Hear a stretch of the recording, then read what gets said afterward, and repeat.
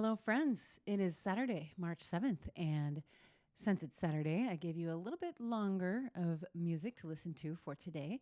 This was the entire Winter Illuminations suite by composer Wynn-Anne Rossi. I actually met Wynn-Anne in Minnesota um, when I was a graduate student there. She came to my piano pedagogy class to give a presentation. I was in touch with Wynn-Anne a couple years ago when my students did a project where every student played a piece by her. So I am very familiar with her music, which is delightful, imaginative, um, full of surprises, but also the patterns that we love to play as musicians. So I believe she told me that this is the first time she will ever hear a performance of the final movement of this suite. I think that the release of it coincided with COVID.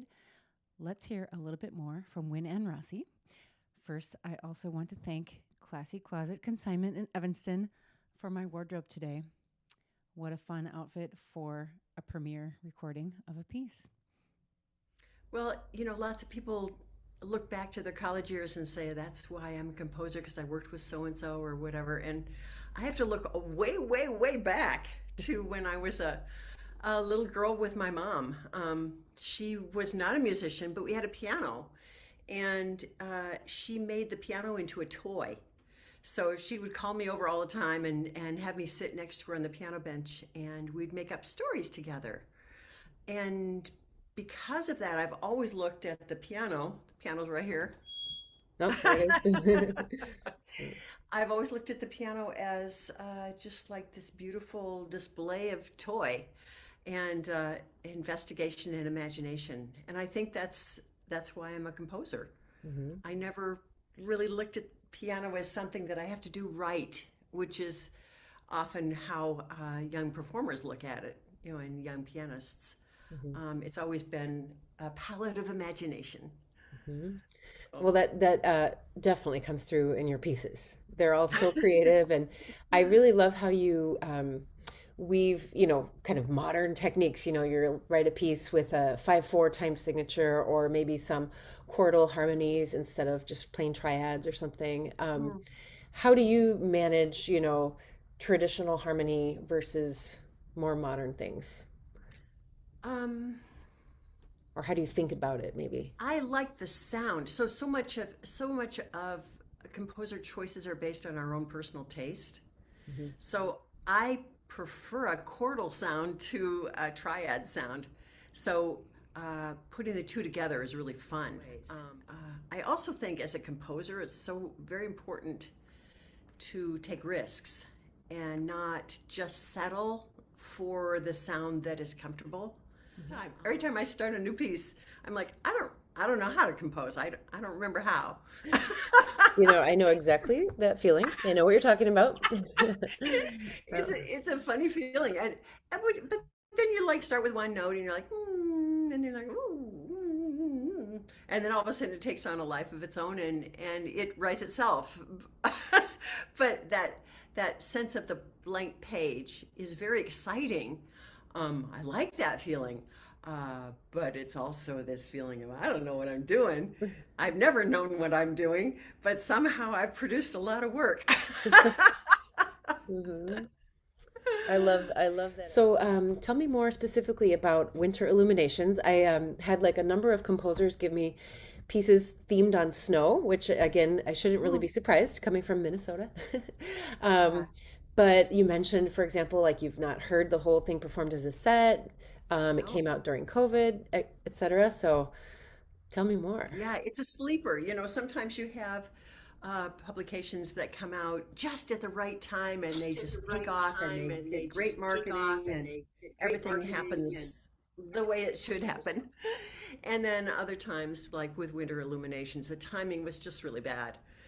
It was coming out as Alfred was shutting down new works, as they were transitioning to a new form of business model, and it was happening during COVID.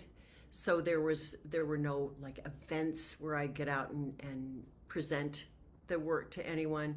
So it just became a sleeper and has not been done very much at all, actually. I like the work though. I think it's a very, very neat piece.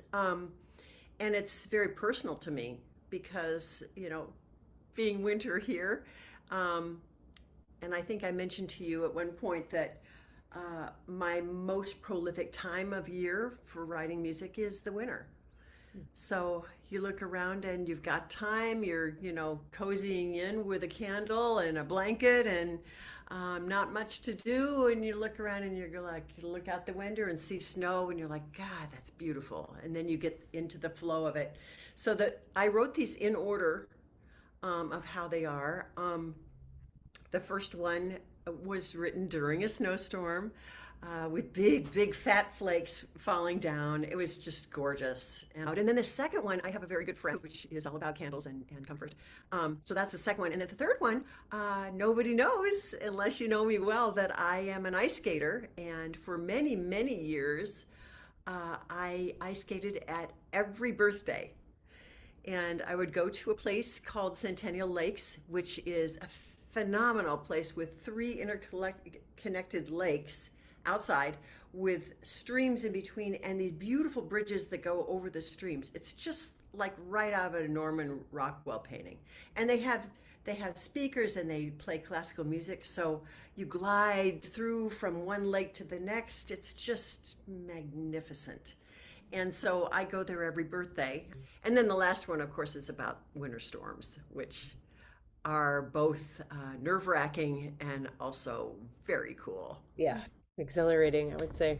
That I feel like my part of a piece is done when I'm done with the piece. When I've done created it, I put aside and it picks up and resurrects through performance. Mhm. I love it when performers find their own way through a piece. I don't really believe in metronome markings. I think that things can be done in fabulous ways. You can change the articulations, change the tempo, change anything, you change the octave, change anything you want to and make it yours. Because, I mean, don't you think that the most important thing as a pianist is to feel as if that piece is part of who you are Yeah. and part of what makes, it's part of your own emotions. It's Yeah. not the emotions of the composer. It's who you are.